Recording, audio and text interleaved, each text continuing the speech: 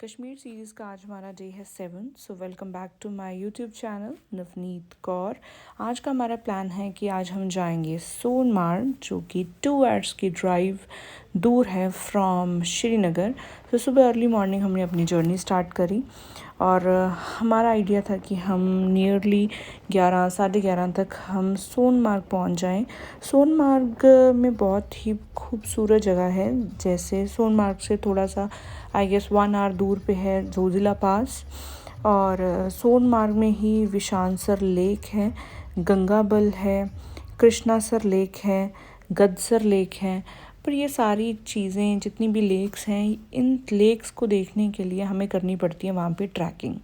तो ट्रैकिंग कई बहुत ज़्यादा भी आपको करनी पड़ सकती है, कई कई घंटे आपको ट्रैकिंग करनी पड़ेगी।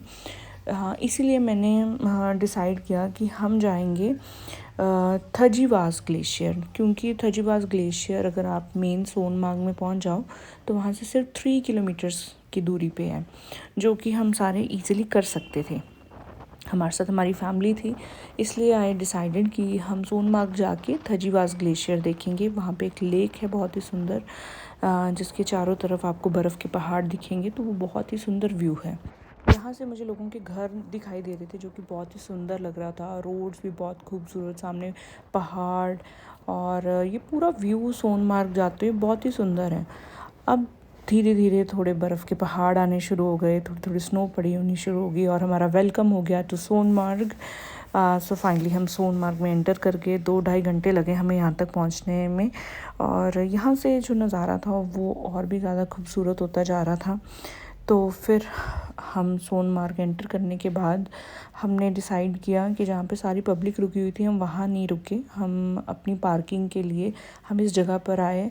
और यहाँ पे सामने एक बहुत ही सुंदर लेक दिख रही थी।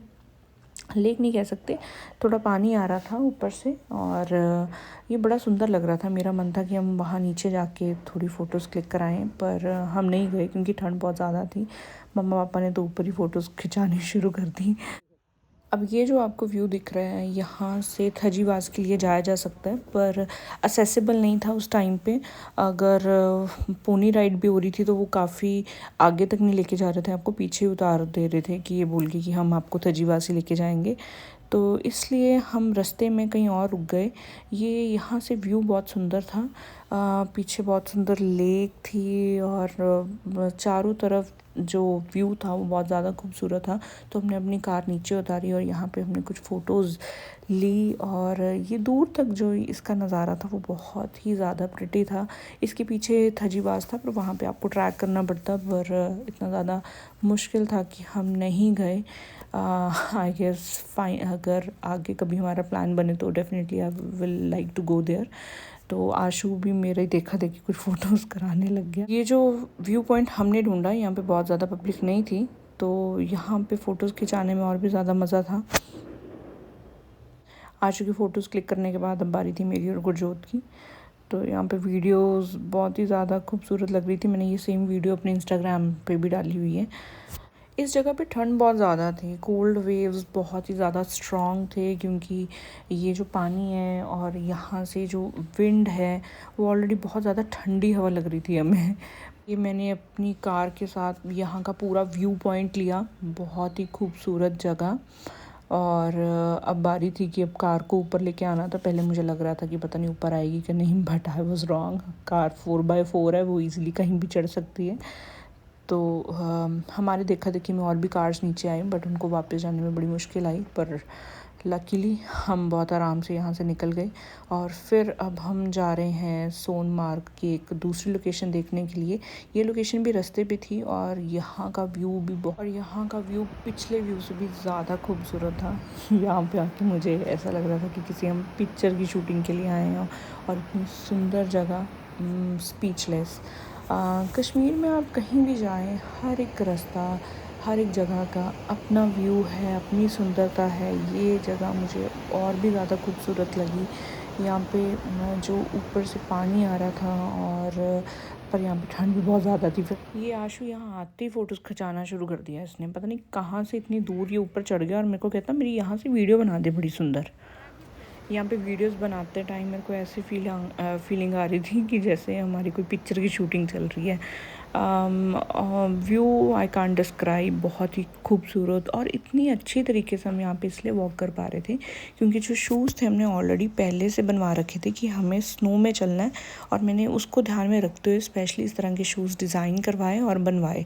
अदरवाइज़ अगर आप सिंपल कोई शूज़ पहनो, अगर वहाँ से भी अगर आप लॉन्ग बूट्स लो तो वो बहुत ज़्यादा स्लिप हो जाते हैं, बार बार आप गिरते हैं ऐसी जगह में, क्योंकि स्नो है वो पहले से बहुत ज़्यादा जमी होती है। अब आप आशु को भी देख सकते हैं, वो बड़ी ईजिली वॉक कर पा रहे हैं क्योंकि हम सब ने शूज़ पहले से बनवा रखे थे। अगर आप भी इस तरह की जगह पे आएँ तो अपना सामान पूरा साथ में लेकर वहाँ से निकले और रास्ते के जो व्यू थे वो बहुत ज़्यादा खूबसूरत, लोगों के घर दिखाई दे रहे थे हट शेप के बने हुए, और सारे घर वुडन में बने हुए हैं क्योंकि अच्छी हीट देते हैं आपको वुडन के हाउसेस, अगर बीच में वो हीटर्स यूज़ करते हैं तो।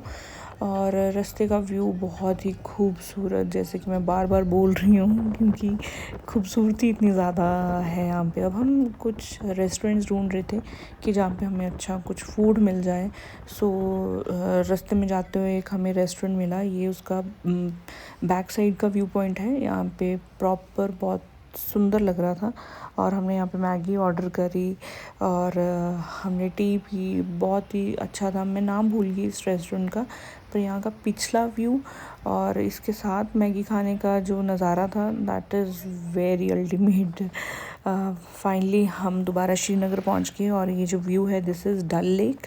ये रात का व्यू और भी ज़्यादा खूबसूरत है डल लेक का। लाइट्स थी यहाँ पे, अलग अलग घाट्स बने हुए हैं, और यहाँ पे आपको हाउस बोट्स भी मिल जाएंगी, वहाँ पे भी आप स्टे कर सकते हैं। मेरा एक और व्लॉग है जिसमें मैंने प्रॉपर डल लेक के अंदर का सारा व्यू दिखा रखा है।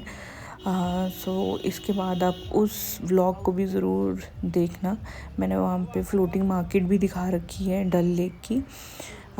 सो यही था हमारा आज का दिन।